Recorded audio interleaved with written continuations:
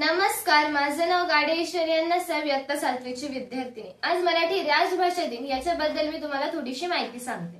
तर 1 मे 1960 रोजी महाराष्ट्र राज्याची स्थापना करण्यात आली। महाराष्ट्र राज्याची जेव्हा स्थापना झाली होती तेव्हा आपली मुंबई जी आहे ती महाराष्ट्राची राजधानी करण्यात आली। महाराष्ट्रात अनेक लोक मराठी भाषा बोलत होते, तरीही मराठी ही आपली राजभाषा नव्हती। मग शेवटी 27 फेब्रुवारीला तिला राजभाषा करण्यात आलं। याच्यासाठी अनेक पत्रकार, साहित्यकार यांनी खूप मोठा लढा दिला, तेव्हा करून आपल्या मराठी भाषेला राजभाषेचा दर्जा देण्यात आला। तर का 27 फेब्रुवारी? तर कुसुमाग्रज म्हणून ओळखले जाणारे प्रसिद्ध मराठी कवी आणि लेखक विष्णुवामन शिरवाडकर यांच्या जयंतीनिमित्त आपण 27 फेब्रुवारीला मराठी राजभाषा दिन साजरा करत असतो।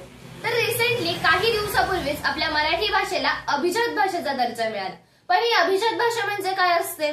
तर अभिजात भाषा म्हणजे केंद्राने वैशिष्ट्यपूर्ण एखाद्या भाषेला दिला जाणारा दर्जा। या दर्जाची घोषणा करण्याचा अधिकार फक्त केंद्रीय सांस्कृतिक मंत्रालयालाच असतो। तर आता जर एखाद्या भाषेला तो जर दर्जा मिळाला तर याचे फायदे काय असतात? तर सगळ्यात आधी या अभिजात भाषेचे जे साहित्य असतात, त्याचा इतिहास असतो, याचा सगळ्यांचा समावेश हा अभ्यासक्रमात केला जातो।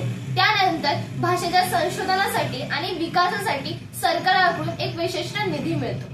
तर एखाद्या भाषेला हा दर्जा कसा दिला जाऊ शकतो किंवा त्या भाषेमध्ये असं काय असायला हवं की जेणेकरून त्या भाषेला तो दर्जा मिळेल? तर सगळ्यात आधी संबंधित भाषेचा इतिहास हा 1500 ते 2000 वर्ष प्राचीन असायला हवा।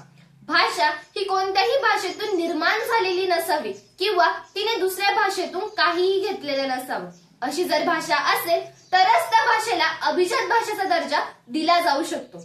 आणि आतापर्यंत केवळ 6च भाषांना अभिजात भाषेचा दर्जा मिळाला आणि आपल्याला अभिमान असायला हवा। त्यापैकी आपली जी मायबोली, आपण ज्या भाषेतून संवाद साधतो ती म्हणजे मराठी, तिलाही आता अभिजात भाषेचा दर्जा मिळालाय। शेवटी जाता जाता विमा कुलकर्णी यांनी फार सुंदर अशा ओळी म्हटल्या, माय मराठी तुझ्यासाठी वात होऊनी जळते मी, माय मराठी तुझ्यासाठी वात होऊनी जळते मी, क्षणाक्षणाने कणाकणाने तुझ्या स्वरूपा मिळते मी, क्षणाक्षणाने कणाकणाने तुझ्या स्वरूपा मिळते मी। जय हिंद, जय महाराष्ट्र।